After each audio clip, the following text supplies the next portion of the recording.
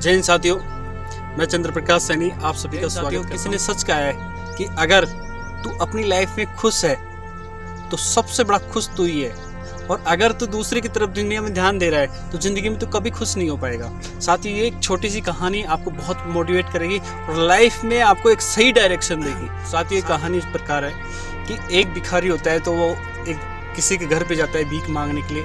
वहाँ देखता है कि उस घर का ओनर घर पे आया हुआ होता है, तो उसके बच्चे उससे मिल रहे होते हैं, परिवार में सब लोग खुशी मना रहे होते हैं। तो वो भिखारी सोचता है कि यार लाइफ में मेरे से ज़्यादा खुश तो यार ये है, असली ज़िंदगी तो ये व्यक्ति जी रहा है जिसका परिवार इसके साथ है, सब लोग खुश हैं, इसकी वाइफ खुश है, देखो कितना प्यार से खाना वाना खिला रहे हैं। वो भिखारी वहाँ से निकल जाता है यही सोचकर कि लाइफ में यार इससे ज़्यादा खुश कोई नहीं होगा। साथियों, वही जो व्यक्ति अपने परिवार के साथ मिल रहा होता है वो कुछ समय बाद अपनी वाइफ से बात करता है, कहता है कि इस समय अपने खेत में अनाज नहीं हुआ तो 500 रुपये में जमींदार से लोन लेना पड़ेगा। पता नहीं लोन देगा या नहीं देगा।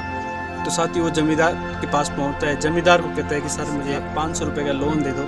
500 रुपये देता है और वो वहाँ देखता है कि कोई 1000 रुपये लेके आ रहा है, कोई 5000 रुपये लेके आ रहा है, कोई 10,000 रुपये लेके आ रहा है। सेठ जी के जमींदार के पास में कोई पैसों की कमी नहीं रहती है। तो वो व्यक्ति सोचता है कि यार सारा लाइफ में तो सबसे ज़्यादा खुश तो ये जमींदार है। यही सोचकर वो व्यक्ति घर पे पहुंच जाता है। कुछ समय बाद में जो जमींदार होता है वो जमींदार अपने एक सेठ के पास जाता है। सेठ के पास जाके, क्योंकि जमींदार को कुछ पैसों की जरूरत होती है, तो जमींदार जब सेठ जी के पास जाता है तो सेठ के पास देखता है कि सेठ के पास लोग आ रहे होते हैं, जा रहे होते हैं, कोई लाख रुपए, कोई 2 लाख रुपए, कोई 5 लाख रुपए लेके आ रहा है, जा रहा है। तो वो देखता है यार पैसे वाला तो सेठ है, अपन तो साला लाइफ में बहुत बड़ा स्ट्रगल कर रहे हैं। लेकिन साथियों, जब वो सेठ शहर में जाता है कुछ सामान लेने के लिए, तो वहाँ एक व्यापारी के पास जाता है तो देखता है वहाँ पे पैसों के बंडल आ रहे हैं, जा रहे हैं, तार आ रहे हैं कि वहाँ आपको प्रॉफिट हो गया, ये प्रॉफिट हो गया। कुछ समय बाद में सेठ सोचता है कि यार लाइफ में सबसे ज़्यादा खुश तो ये है,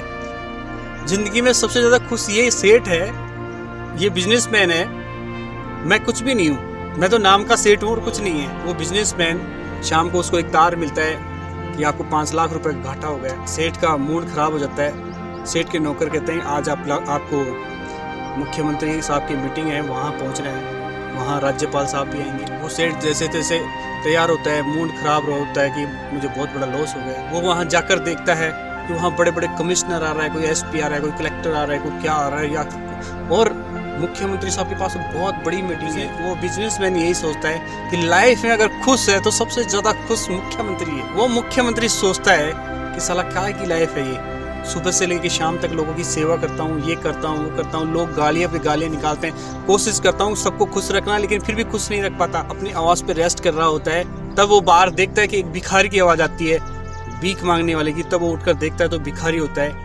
तो वो मुख्यमंत्री सोचता है साला लाइफ तो इस भिखारी की है, ना कोई टेंशन, ना कोई माथापुड़ी, आराम से सुबह मांगता है, शाम खाता है, टेंशन फ्री। और इधर पूरे राज्य की जिम्मेदारी होने के बाद में भी लोग सिर्फ गालियां ही निकालते हैं और पता नहीं कब मेरी सरकार गिर जाए।